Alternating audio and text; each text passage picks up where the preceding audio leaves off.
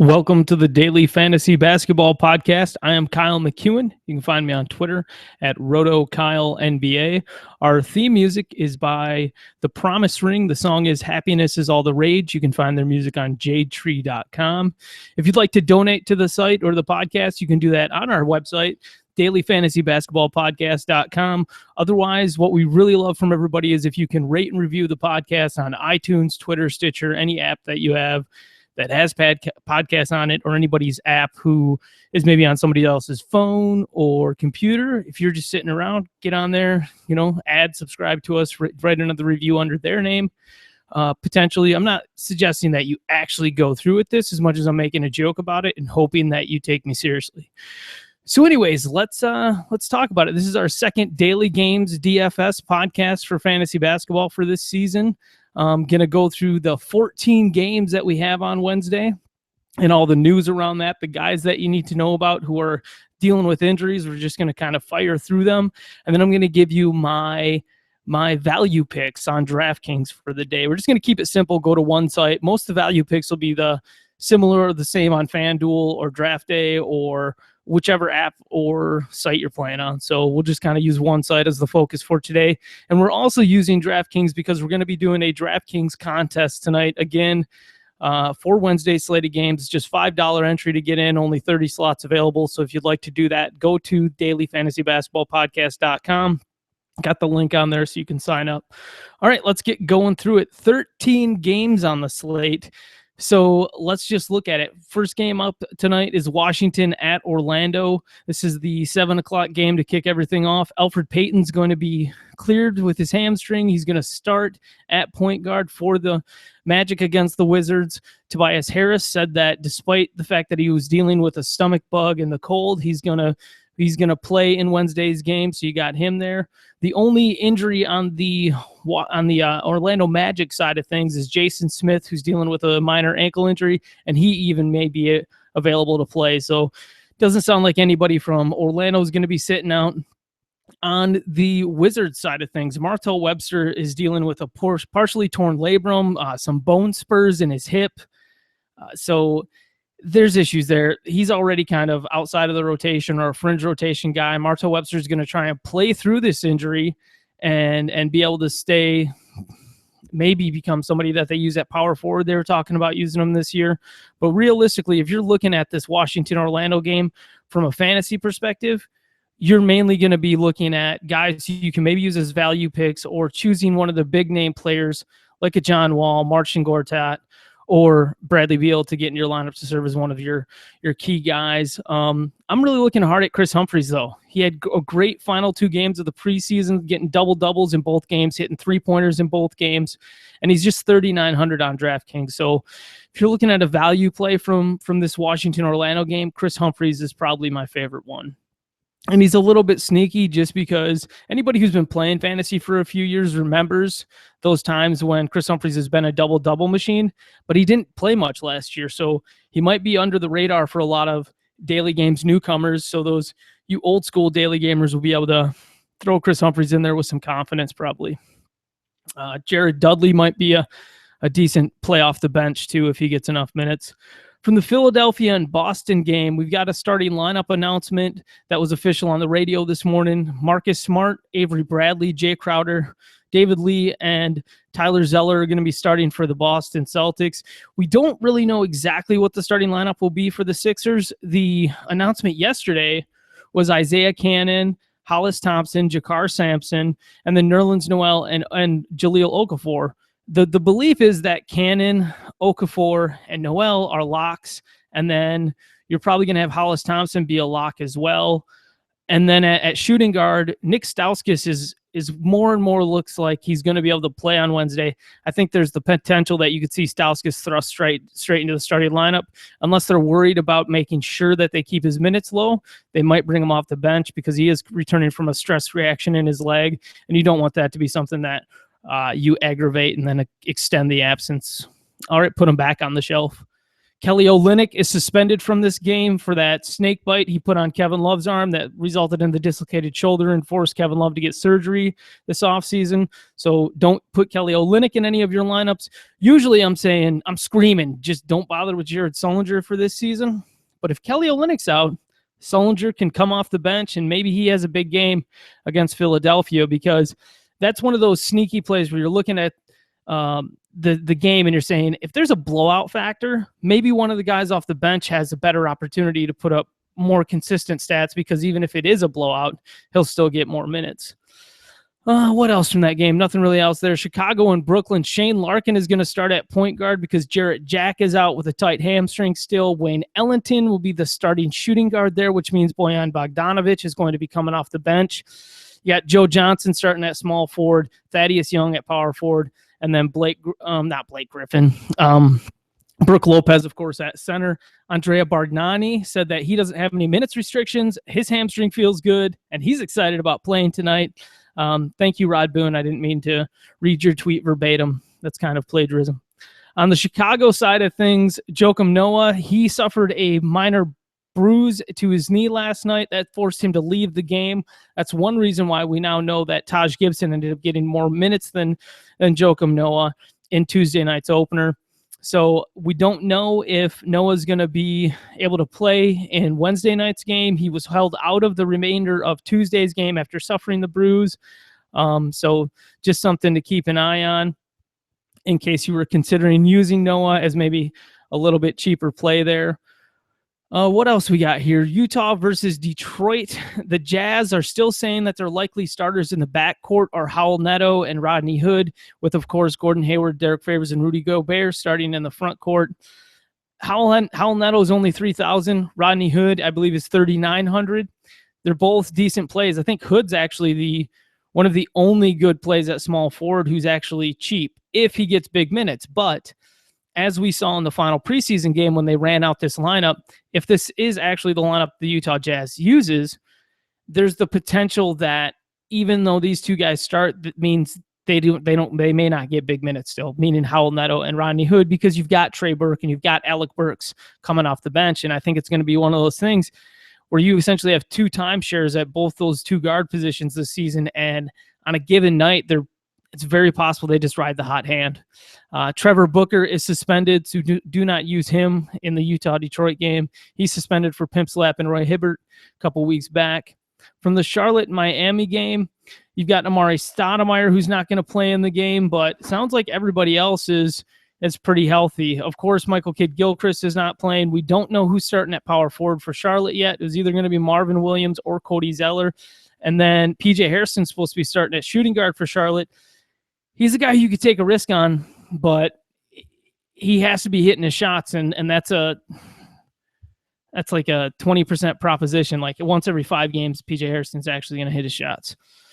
From this Indiana and Toronto game, Miles Turner was questionable for the game, but he's looking more probable with his minorly sprained ankle.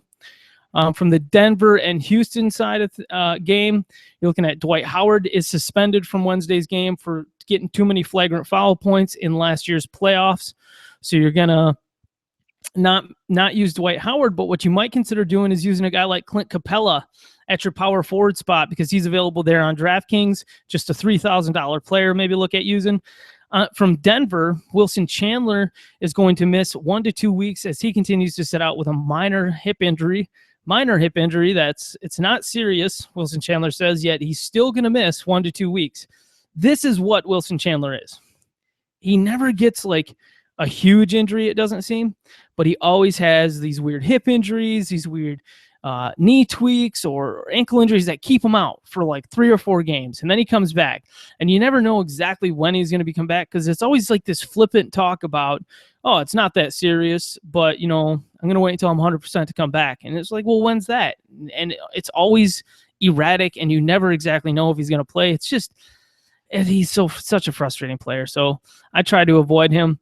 One random piece of news that came out during the day today is that Chris Dempsey from the Denver Post tweeted out that he thinks Randy Foye is going to start at shooting guard and not Gary Harris on Wednesday night. That puts into question Gary Harris's potential production, especially for daily games.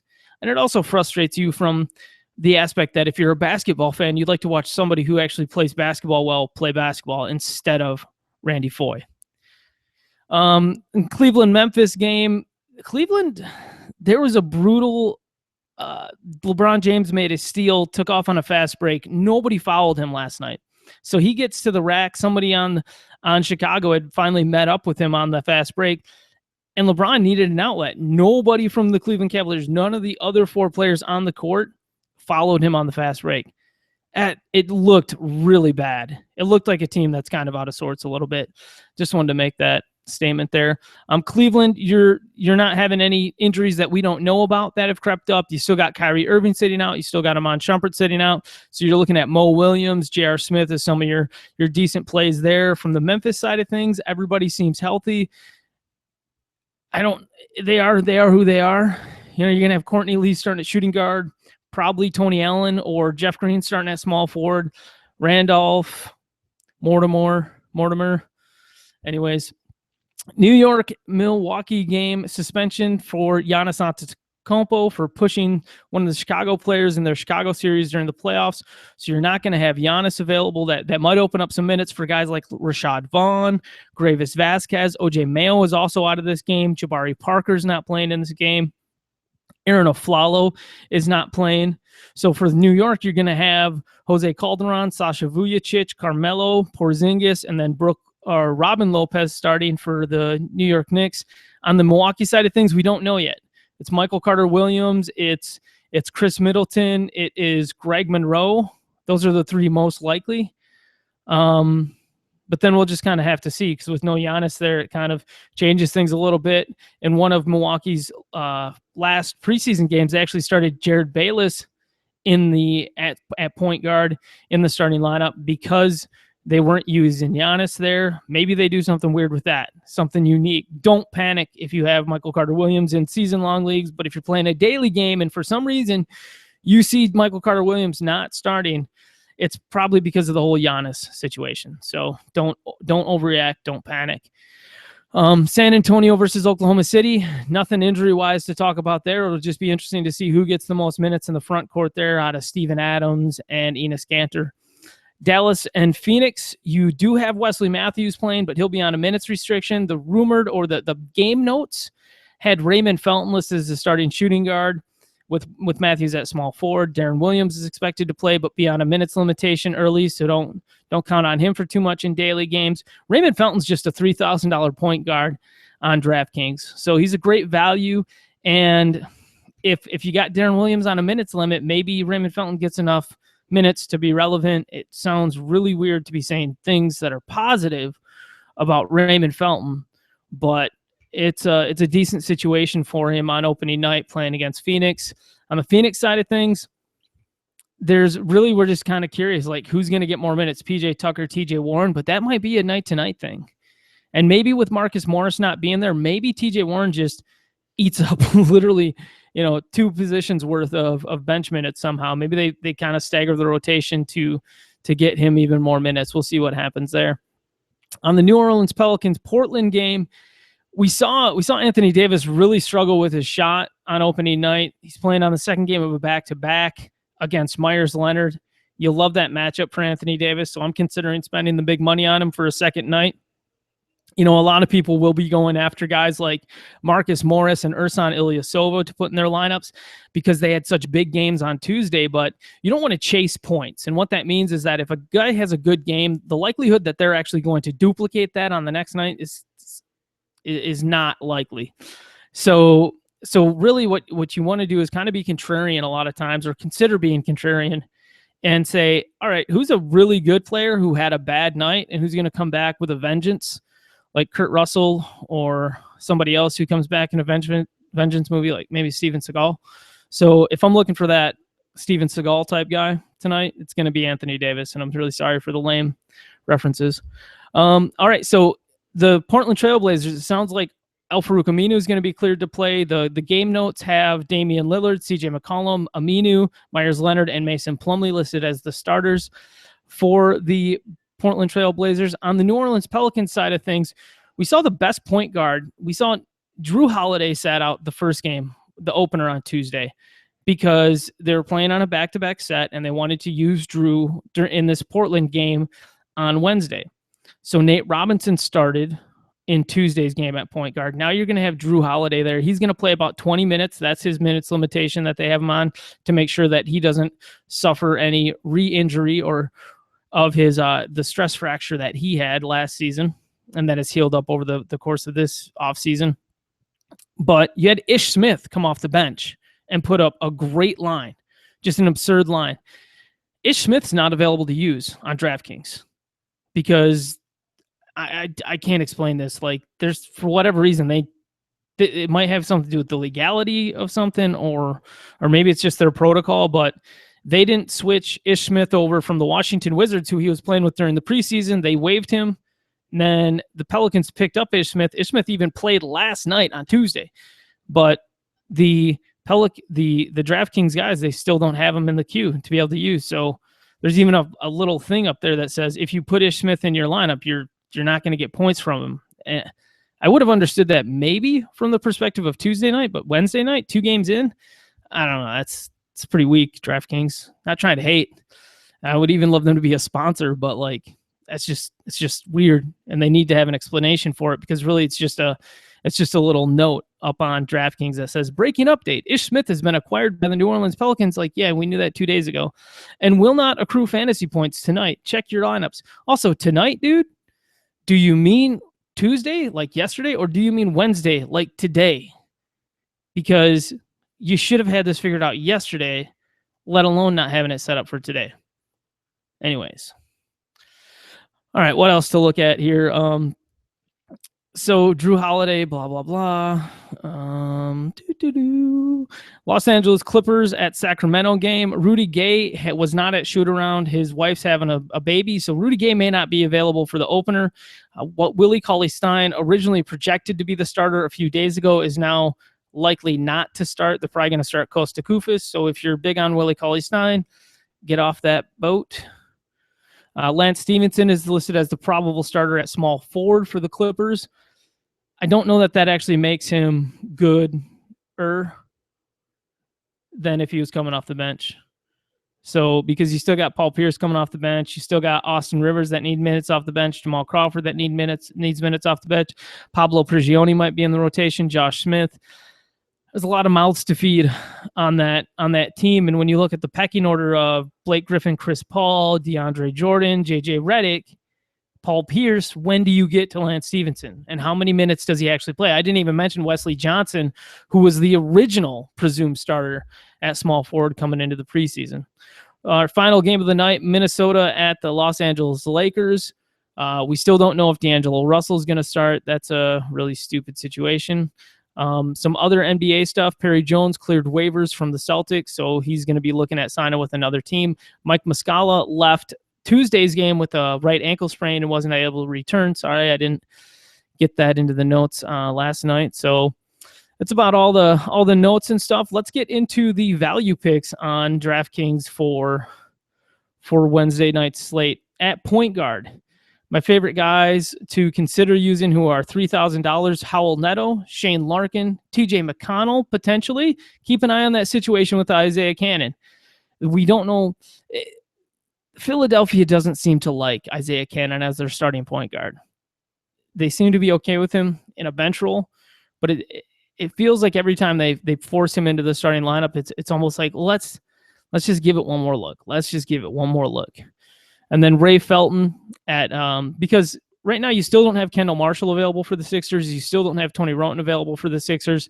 So their two options at point guards right now are Isaiah Cannon, TJ McConnell, and then if they want to run Nick Stauskas over there, they can consider doing that. Or if they want to run Jakar Sampson there like they did last year at times, they can consider doing that. But nobody wants to see Jakar Sampson play point guard ever again. It's not fun.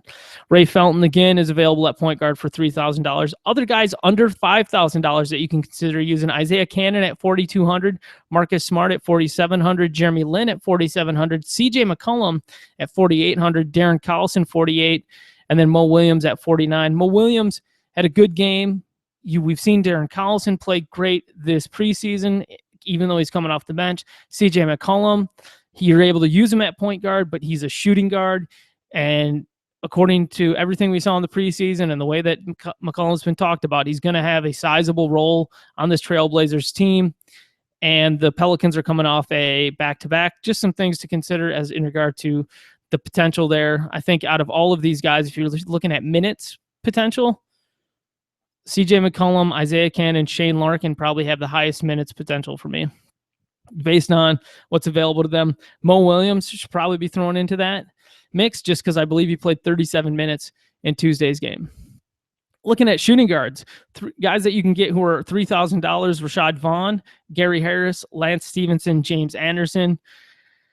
Not sure I'm too excited about using any of those guys, especially because Gary Harris, now we're hearing that Randy Foye might start at shooting guard for the Nuggets. If that happens, that severely mutes Gary Harris's potential. Under $5,000 guys that you can get at shooting guard, Nick Stauskas, 3,400, Gerald Green in a really unique situation there, or a really high potential situation there as the sixth man for Miami. They've just been giving the ball and saying, go score, go score. If you're in and you're running the bench unit, just go score. So Gerald Green at 3,600, Hollis Thompson at 3,700. The Hollis Thompson thing is like, yeah, he might start for Philadelphia on Wednesday, but I'm going to use Gerald Green at $100 less if I'm doing that.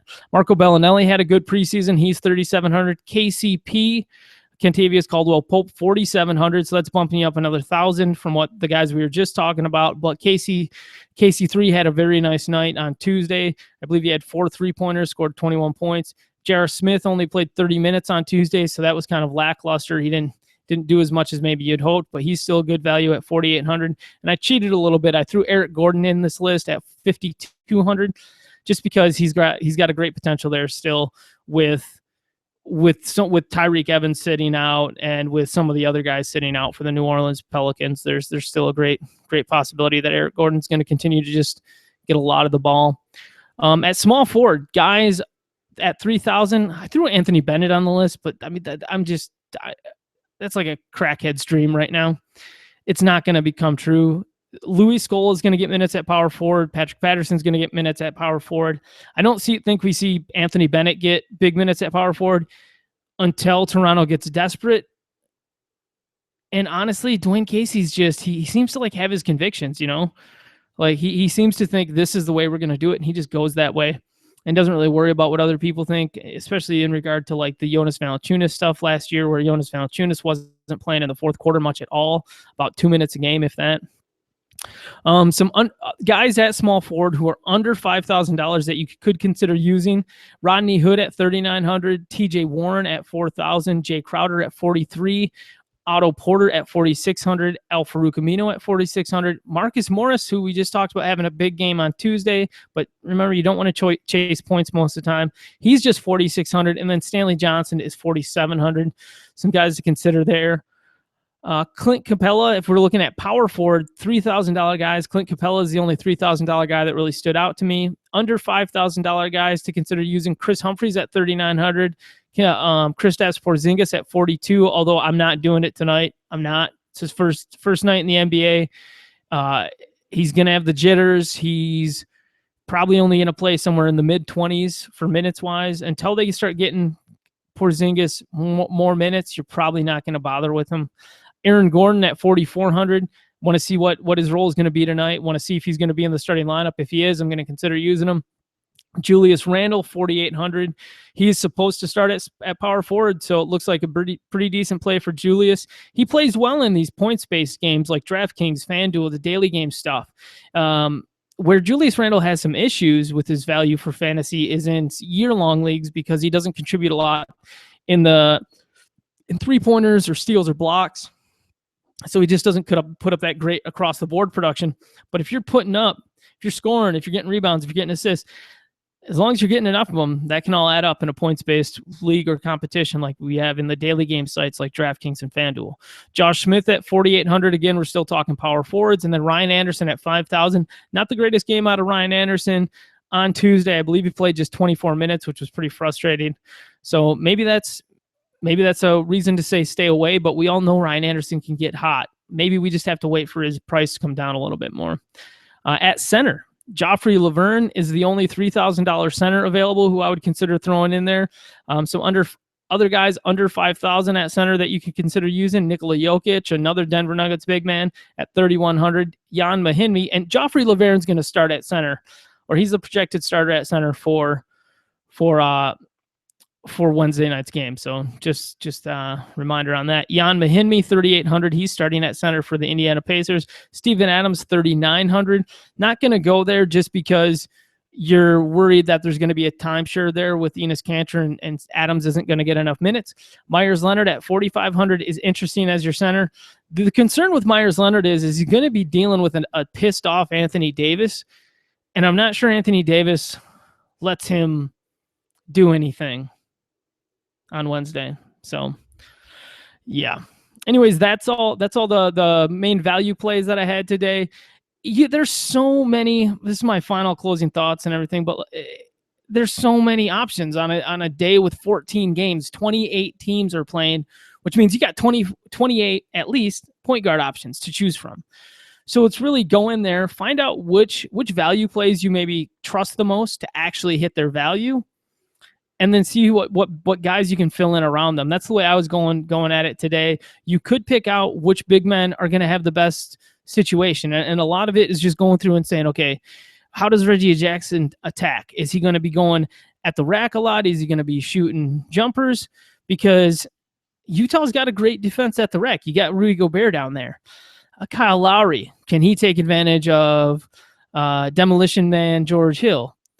Damian Lillard, is he going to be able to beat up on Drew Holiday because Drew Holiday is technically on a minutes limit, or against any of the backup point guards that he gets matched up against? Does John Wall eat up the Orlando Magic because they haven't really gotten the defensive principles down that Scott Skiles wants them to adhere to, which means if they're still trying to learn this stuff and John Wall's able to go in there and cut them up, maybe you like John Wall. Chris Paul, is Rajon Rondo actually good at defense? I don't know. But Chris Paul cuts everybody up. So it's really just looking through and saying, based on the game situation, do you think that this guy's a good buy? I think Ricky Rubio is a good buy at 6,600 playing against the Lakers. You love other point guards playing against the Lakers. Stay away from Darren Williams. He's supposed to be on a minutes limit. Ty Lawson going up against his former team on opening night. Hella cool. He's only 6,200. You consider using him. Those are probably my favorite guys to use, is Ty Lawson and Ricky Rubio. But you're looking at other guys, and I know I have John Wall in one lineup. Big guys to consider using at shooting guard. James Harden, you would think he's going to be able to go in there and just destroy Denver. $10,100 though. Eric Bledsoe is, what is that, $2,400 less? That's a lot. You're saving a lot of money to use Eric Bledsoe there, or maybe one of the other shooting guard options that you have available for you. So, and I mean, Eric Gordon has as much upside as Eric Bledsoe in many regard. So I would almost rather just go with the $5,200 Eric Gordon, or maybe consider Chris Middleton at $5,400, especially if they're gonna. Well, I don't know, man. Vujacic, lockdown defender. So, anyways, let's take a look at small forward. Who maybe some of the big guys to consider using there. LeBron still at 9,800, Kevin Durant at 9,800, and then Carmelo at 8,600. No Giannis, no Jabari Parker, no OJ Mayo. Milwaukee team that's still learning to play with Greg Monroe. I don't know. It's kind of interesting to me. I think Carmelo might be a very interesting play. And then Paul George, he's at a discount right now, just 8,000. Going up against Toronto, you wonder if they're going to put Damari Carroll on him.